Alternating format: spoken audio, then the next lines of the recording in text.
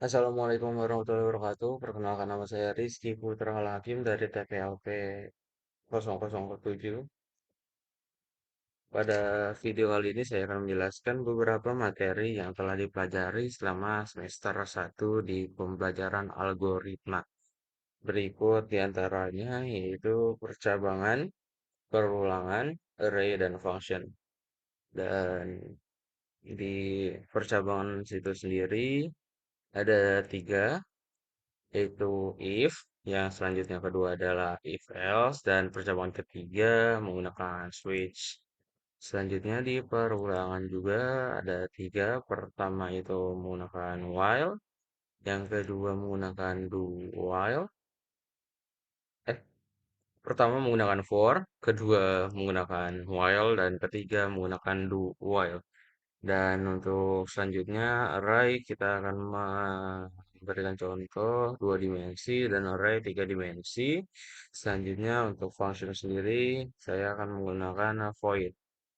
Dan oke, balik lagi untuk yang pertama, if. Percabangan if digunakan saat terdapat satu pilihan keputusan. Percabangan ini digunakan untuk mengeksekusi program jika kondisi bernilai benar dan jika kondisi bernilai salah, maka statement kondisi if tidak dapat dieksekusi. Di sini untuk yang tidak dapat dieksekusi adalah nilai di bawah nol. Nah, untuk agar dapat dieksekusi itu selama if-nya itu di range 80 sampai dengan 100, yang kedua 60 sampai dengan 80, yang ketiga 40 sampai dengan 60, yang keempat 40, 0 sampai dengan 40. Saya akan mencobanya dua kali untuk menguji apakah program ini dapat dijalankan atau tidak. Pertama, kita coba masukkan nilai 80. Nah, Anda akan mendapatkan nilai A. Program berhasil dijalankan karena sesuai di sini 80 range-nya, maka 80 akan mendapatkan nilai A. Selanjutnya kita akan coba sekali lagi. Waduh, duh. Oke, mari kita coba pembayaran dan kita coba 55. Oke, sesuai ya. Anda akan mendapatkan nilai C jika di range 40 sampai 60. Dan kebetulan angka yang kita input kali ini adalah 55. So, lanjut. Untuk percobaan kedua yaitu if else. So, pengambilan keputusan dengan kondisi if else tidak cuma buat nentuin kondisi jika benar, tapi juga kita untuk menentukan jika salah. Jika salahnya itu adalah pada kondisi else. Jadi, selain nilai yang ada di if, maka else akan muncul. Nah, untuk itu mari kita coba. Kita akan compile, masukkan nilai. Untuk nilai selain yang ada di if, itu kita akan mencoba menggunakan min satu. Maka kita akan enter saja. Oh, input tidak valid. Karena tidak sesuai dengan yang ada di if, maka else akan dijalankan. Oke, sekali lagi untuk mencoba yang if-nya apakah berjalan atau tidak, kita akan mencoba masukkan nilai 90. Oke, Anda mendapatkan nilai A di hasil printnya dan sesuai ya. Jika memasukkan nilai di antara 80 sampai dengan 100, maka akan Anda mendapatkan nilai A. Oke, selanjutnya itu percabangan ketiga, kita akan menggunakan switch. Switch adalah konsep percabangan yang digunakan untuk menyelesaikan sebuah masalah dengan sejumlah kemungkinan. Jadi kemungkinannya nggak cuma satu ataupun dua seperti if else, tapi ada dua. Di sini dalam menyelesaikan sebuah masalah kita akan menggunakan case. Nah, jadi di sini ada dua ya kemungkinannya ya, case satu dan case dua. Nah, untuk untuk di sini kalau jadi kita minta user untuk memilih kemungkinan satu atau kemungkinan dua, mau nama dan NIM atau memasukkan data nama dosen dan mata kuliah yang diajar. Nah, untuk itu kita akan mencoba di sini menggunakan renderan dan kita coba case satunya. Maka pilih mata yang diajar, kita akan pilih satu.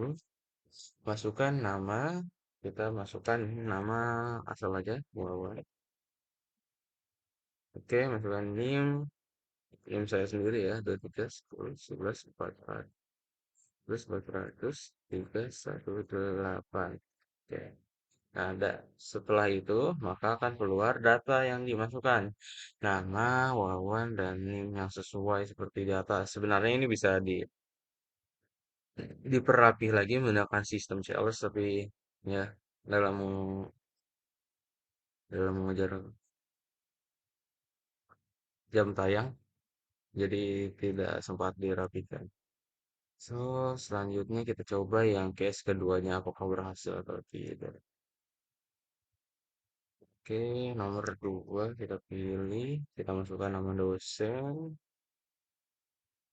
panitia. Benar.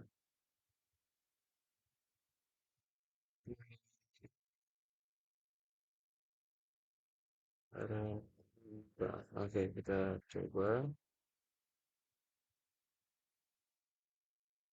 Oke, berhasil ya sini ya. Hmm. Ya, di sini ada terjadi error sebenarnya. Kenapa? Karena tidak dipasangkan deadline agar dapat dispasi. Kita coba ini. Kita dua. Ini. Nah, ini berhasil. Soalnya kita tidak pakai deadline, so mohon maaf kalau ke sip. Oke, bisa ya di sini. Oke, perulangannya selanjutnya kita eh materi selanjutnya yaitu perulangan. Pertama di sini menggunakan for ya. Kita lihat sini ada pilihan sabun sampo pas gigi sikat gigi dan tisu out maka daftar belanjaannya akan dikeluarkan. So, mari kita lihat saat pengumuman apakah berjalan. Nah, masukkan nomor belanjaannya. Kita coba satu. Nah, Anda akan membeli sabun, jadi akan dikeluarkan angka seperti ini.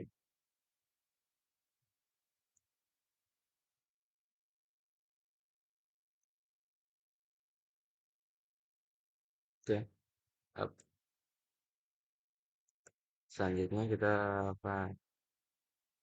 Coba yang kedua, looping menggunakan while atau perulangan menggunakan while. So, di sini while looping banyak digunakan bila jumlah perulangannya belum diketahui. Proses perulangan akan terus berlanjut selama kondisi bernilai benar dan akan berhenti jika kondisi bernilai salah. Oke, mari kita coba.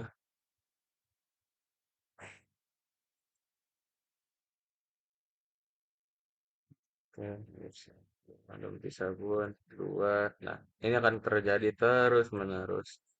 Lima, sampai kita akan memasukkan nilai yang salah dan akan selesai. Ya, that's it. Kita setelah memilih nilai yang salah, maka akan terima kasih dan selamat tinggal. Sesuai yang di input sini. Jadi, selama kita tidak salah, tidak tidak masukkan input yang salah, maka tidak akan terus berhenti. Selanjutnya, udah, oke. Ini kita udah close, oke. Selanjutnya perulangan yang ketiga, kita akan menggunakan do while. Perintah do while hampir sama dengan while, bedanya do while akan melakukan perulangan sebanyak satu kali terlebih dahulu, lalu mengecek kondisinya apakah sudah benar atau tidak.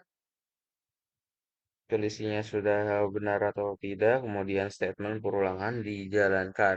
Makanya duel minimal terdapat satu kali perulangan, sedangkan while sangat mungkin untuk jika perulangannya tidak pernah terjadi, yaitu ketika kondisi langsung bernilai false. Jadi kita coba langsung saja kita execute. Oke,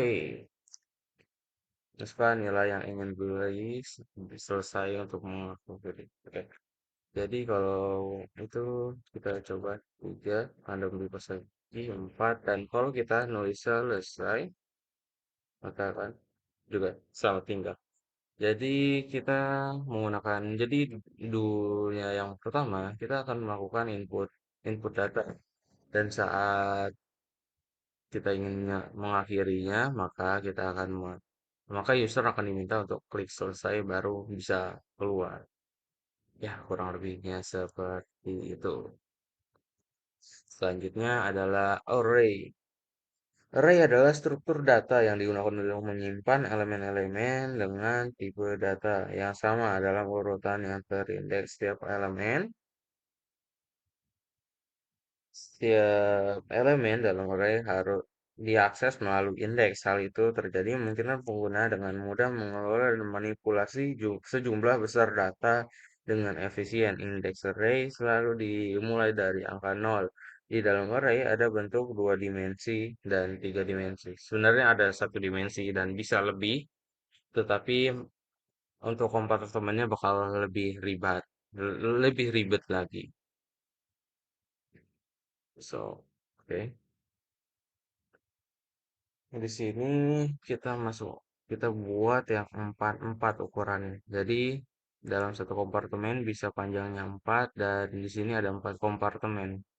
Sesuai di sini 4 4. Tapi di sini ada beberapa yang dicoba dibuat berbeda, yaitu pertama 4, yang kedua kompartemen kedua isinya 2, kompartemen ketiga isinya 3 dan yang kompartemen 4 isinya bisa satu saja. Dan pertama kita coba untuk jadi ini itu kompartemen satu dan data yang ketiga.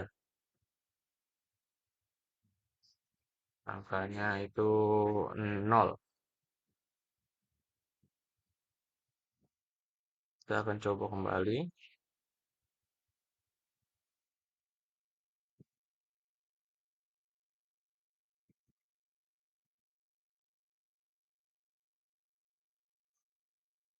Kalau ini bisa diganti ke angka 1. Oke, kita coba kembali.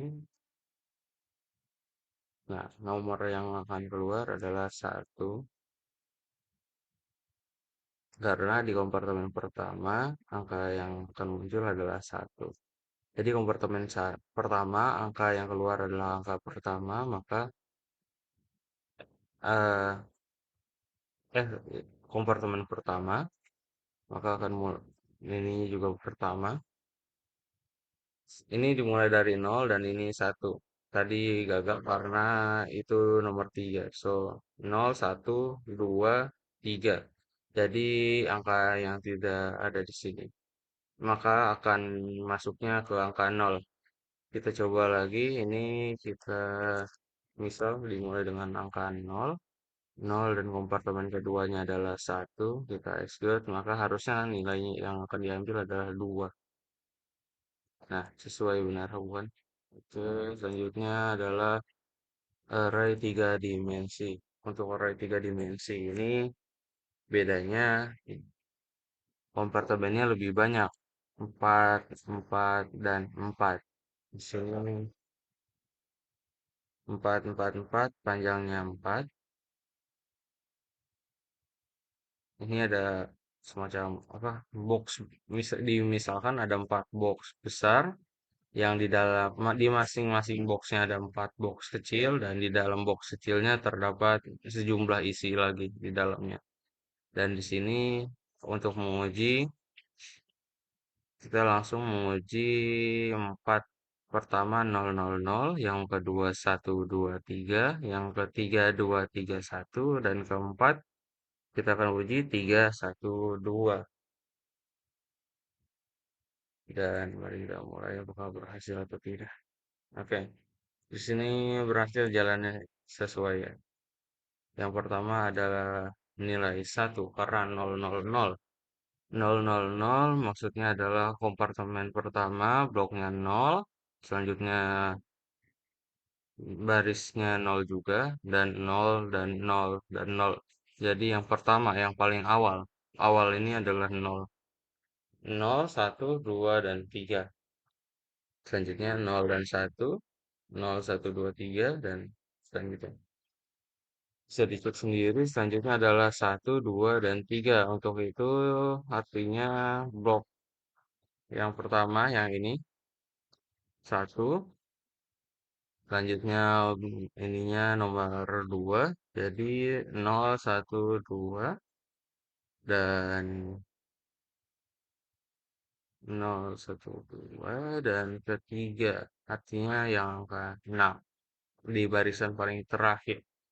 Untuk yang ketiganya ini 2, 3, dan satu. Garis awalnya adalah kedua. Ini hitungannya nol, satu, dan 2. Selanjutnya nomor 3, satu, 2, 3. Nol, satu, 2, dan 3. 3. Selanjutnya untuk di sini kita akan masukkan angka 1. Tapi karena di sini cuma ada satu doang, yang dimana ini masih nol, jadi angka satunya belum terisi, maka hasil yang akan ditunjukkan adalah nol. Selanjutnya itu untuk yang ketiga, nol, satu, 2, dan ketiga. Untuk yang di sini, kita akan masukkan nomor satu dan 2. Kita di bagian satu dan 2. Untuk satunya itu yang nol dan satu, maka ada di sebelah sini. Selanjutnya nomor 2, nol, satu, dan 2, maka hasil yang keluar adalah angka satu. Oke. Selanjutnya adalah materi terakhir yaitu function. Function adalah subprogram yang bisa digunakan kembali balik di dalam program itu sendiri maupun di program yang lain.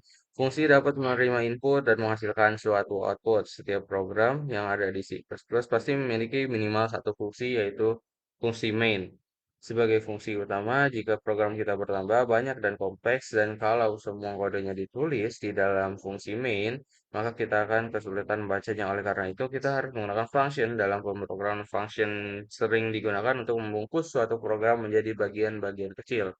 Tujuannya Tujuannya agar program tidak menumpuk di fungsi main saja. Gitu. Jadi kita akan perlu menggali fungsinya. Dan function di sini saya akan menggunakan void. Nah, untuk di sini untuk menentukan jumlah dan selisih. Void hitung. Jadi hitungnya itu ditarik lagi, bisa ditarik ke bawah sebagai perulangan. So, mari langsung di execute. Oke, masukkan dua bilangan sekaligus di sini. Yang pertama adalah 33, yang selanjutnya adalah 22. Maka jumlahnya itu 55 dan selisihnya yaitu 11. Dan bisa dilihat sendiri di sini, maka programnya berhasil dijalankan. Dari program yang pertama, dari percabangan satu, percabangan 2, percabangan 3, perulangan satu, perulangan 2, dan perulangan 3, array 2 dimensi dan 3 dimensi, serta function berhasil dijalankan semua. Sekian video kali ini, terima kasih. Nah, saya Rizky Putra Hakim dari TPLP 20, TPLP 007 dengan NIM 2310114138. Sekian dan terima kasih.